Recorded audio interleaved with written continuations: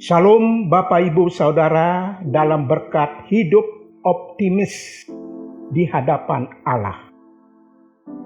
Marilah kita berdoa sebelum membaca dan merenungkan firman Tuhan.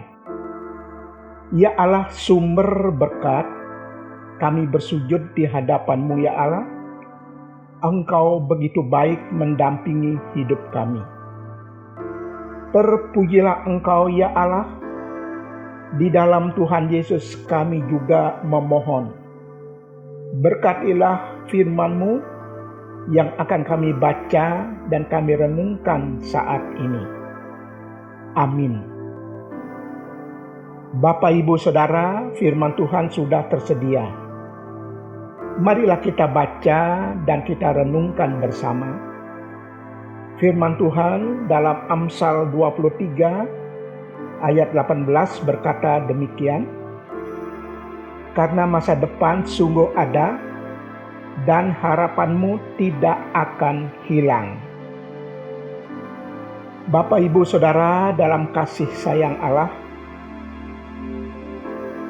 jika dengan cermat kita mengamati, kita membaca, kita melihat berbagai sumber berita, berbagai tayangan, berbagai media cetak,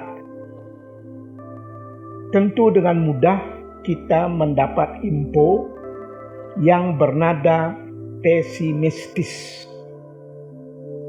Seolah-olah sudah tidak ada harapan lagi dalam perjalanan hidup ini. Mestinya hidup dalam kebersamaan.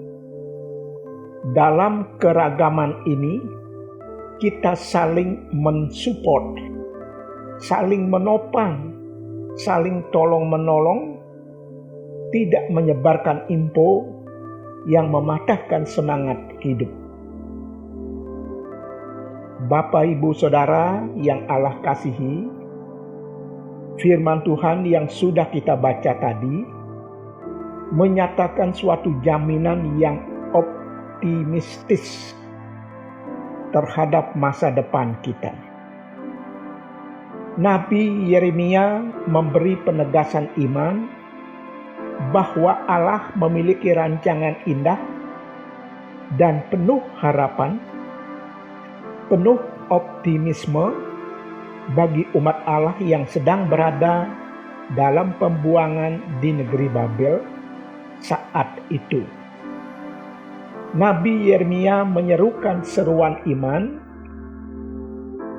sebab aku ini mengetahui rancangan-rancangan apa yang ada padaku mengenai kamu. Demikianlah firman Tuhan, yaitu rancangan damai sejahtera dan bukan rancangan kecelakaan, untuk memberikan kepadamu hari depan yang penuh harapan. Yeremia 29 ayat 11 berkata demikian. Janji Allah yang luar biasa ini diperkuat oleh janji Allah dalam Injil Matius 28 ayat 20b yang berkata, dan ketahuilah, aku menyertai kamu senantiasa sampai kepada akhir zaman. Berpijak pada jaminan Allah untuk masa depan umatnya dan janji penyertaan Allah sampai kepada akhir zaman itu, bukankah tidak ada alasan untuk hidup pesimistis dalam menjalani hidup ini? Sebaliknya, sudah selayaknya, sudah waktunya bagi umat Allah, bagi orang percaya di dalam Tuhan Yesus, untuk menyuarakan atau menuliskan pesan-pesan yang membangkitkan harapan dan hidup optimisme di hadapan Allah. Ya, tidak ada harapan yang lebih kuat dan lebih baik selain harapan di dalam Tuhan. Bapak Ibu Saudara, dalam berkat pemeliharaan Allah,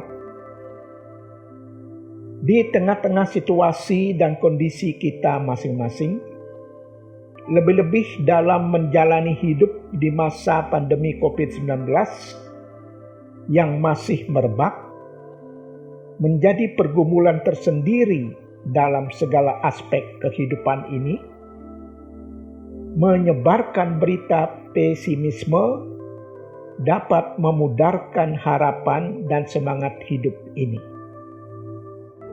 Namun sebaliknya, menyebarkan berita optimisme, lebih-lebih harapan di dalam rancangan dan janji Allah, pasti dapat membangkitkan semangat hidup kita dan juga semangat hidup sesama kita.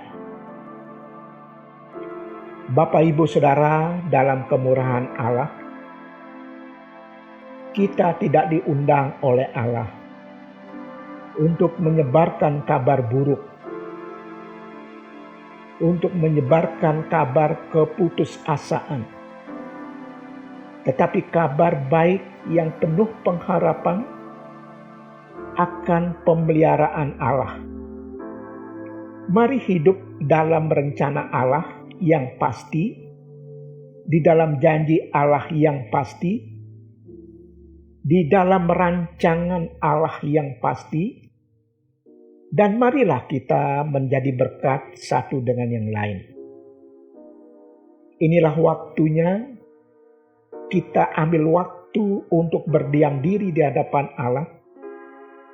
Sejauh mana diri kita meyakini, mempercayai pemeliharaan Allah berdasarkan janji rancangannya yang indah itu, berdasarkan janji penyertaan Allah yang luar biasa itu, yang olehnya kita mendapat kepastian untuk menikmati hidup yang lebih baik, menikmati hidup di dalam kepenuhan Allah, menikmati hidup di dalam kemurahan Allah. Kiranya Tuhan menolong kita dan Tuhan memberkati kita. Amin. Mari berdoa. Ya Allah, di dalam kasih setiamu, di dalam anugerahmu yang tak habis-habisnya, kami serahkan perjalanan hidup kami. Kami pegang rancanganmu, kami pegang janjimu. Di dalam Tuhan Yesus kami percaya dan kami berdoa. Amin.